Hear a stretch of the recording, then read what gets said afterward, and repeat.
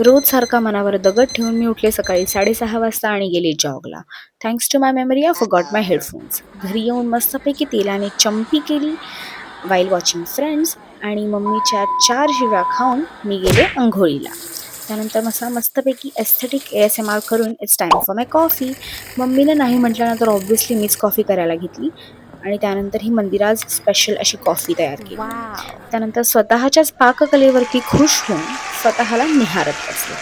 त्यानंतर परत मम्मीचा ओरडा खाल्ला आणि गेले स्किन केअर करायला. त्यानंतर oh I forgot my lip balm असं म्हणत ड्रामॅटिक वेने लिप बाम अप्लाय केला आणि it's tada I am ready.